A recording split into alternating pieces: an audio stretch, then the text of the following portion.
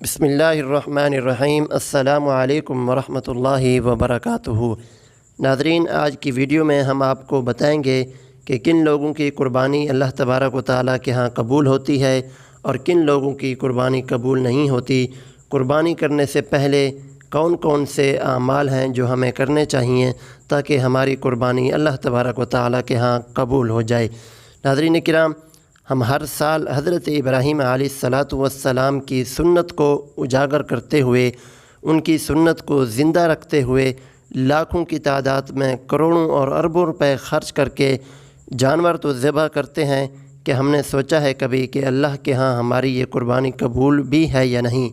سب سے پہلے ہم تھوڑی سی حضرت ابراہیم علیہ السلام کی سیرت کی طرف آتے ہیں۔ جب اللہ تبارک و تعالی نے اپنے خلیل پیغمبر، جد الانبیاء پیغمبر حضرت ابراہیم علیہ السلام کو نبوت سے نوازا، نبی بنا کر بھیجا، تو حضرت ابراہیم علیہ السلام کے جو باپ تھے وہ ایک مشرک تھے، بت پرست تھے۔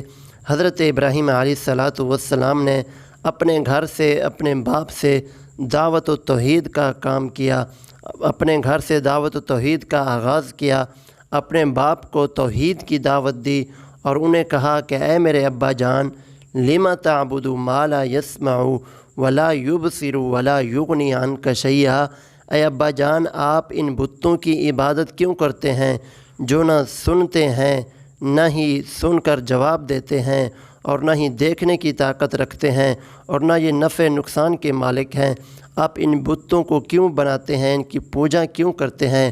حضرت ابراہیم علیہ السلام نے باپ کو توحید کی دعوت دی۔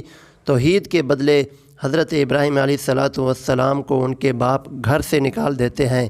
ناظرین، یہیں سے میں اپنی ویڈیو سٹارٹ کرتا ہوں۔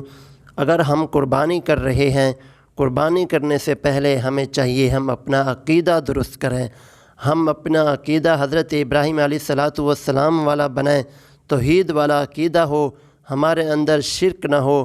مشرک کی قربانی اللہ تبارک و تعالیٰ قبول نہیں فرماتے۔ اللہ تبارک و تعالیٰ کا فرمان ہے، قُلْ إِنَّ صَلَاتِي وَنُسُكِي وَمَحْيَايَ وَمَمَاتِي لِلَّهِ رَبِّ الْعَالَمِينَ، اے اللہ کے نبی فرما دیں کہ میری نماز، میری قربانی، میرا زندہ رہنا، میرا مرنا یہ اللہ کے لیے ہے۔ جو بھی انسان کام کرے وہ اللہ کے لیے ہو، دکھلاوا مقصود نہ ہو، ریاکاری مقصود نہ ہو، دل میں دنیا کو دکھلانا مقصود نہ ہو۔ اسی طرح اللہ رب العالمین ایک اور مقام پہ فرماتے ہیں، ارشاد فرماتے ہیں، لن ینال اللہ لحومها ولا دماؤها ولکن ینالہ التقوی منکم، لوگوں تمہاری قربانی کا گوشت مجھے نہیں پہنچتا، نہ ہی مجھے خون پہنچتا ہے، مجھے گوشت اور خون کی کوئی ضرورت نہیں، لیکن میں یہ دیکھنا چاہتا ہوں وَلَٰكِن يَنَالُهُ التَّقْوَىٰ مِنْكُمْ، تم میں سے پرہیزگار کون ہے، تم میں سے مجھ سے ڈرنے والا شخص کون ہے جو مجھ سے ڈرے، جس کے دل میں تقوی ہو، پرہیزگاری ہو، میرا ڈر ہو، خوف ہو۔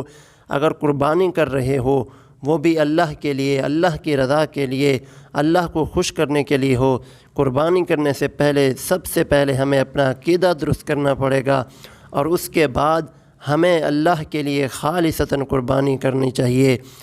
قربانی کرتے وقت ہمارے دل میں کوئی ریاکاری نہ ہو، کوئی دکھلاوا مقصود نہ ہو، تب جا کے اللہ رب العالمین ہماری قربانیوں کو قبول فرمائیں گے۔ اللہ تبارک و تعالی ہم سب کو عقیدہ توحید اپنانے کی توفیق عطا فرمائے اور اللہ رب العالمین ریاکاری دکھلاوے سے ہم سب کو محفوظ فرمائے۔